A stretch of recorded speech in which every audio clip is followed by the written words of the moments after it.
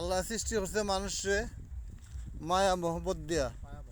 মায়া মোহব্বতের কারণে আল্লাহ মানুষের ভালো হয়, এই জন্যে মানুষের সৃষ্টি করছে। প্রথম সৃষ্টি করছে জিনরে।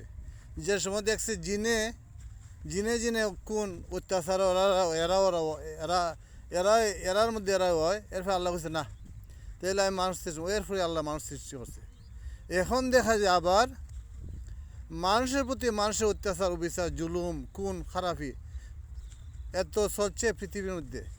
জানি না সামনে আল্লাহ কী করবো, একমাত্র আল্লাহই জানে। এরপর মানে শেষ হয়ে যাবে পৃথিবীতে। আমি সবারই বলি যে কারোর প্রতি হিংসা বিদ্বেষ ছাড়েন, জুলুম ছাড়েন। কেউর সম্পত্তি কেউ জানি না গ্রহণ করে, জোর করিয়া আত্মসাৎ না করে, খাট কেউ টেকা যেন আত্মসাৎ না করে। আর সম্পর্ক প্রতিটা নিজের আপনজন এবং পাড়া প্রতিবেশীর সাথে সম্পর্কটা ভালো রাখবেন, কারণ আল্লাহ হয়েছে যে তোমরা পাড়া প্রতিবেশী এবং তোমার আপনদের জন্য তোমরা ভালো রাখো। ভালো থাকলেই আমি ওই জায়গাতে রহমত সৃষ্টি করব।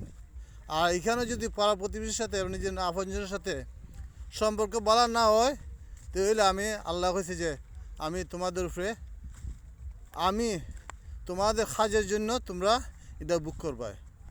ওকে, ধন্যবাদ। সালাম আলাইকুম রহমতুল্লাহ।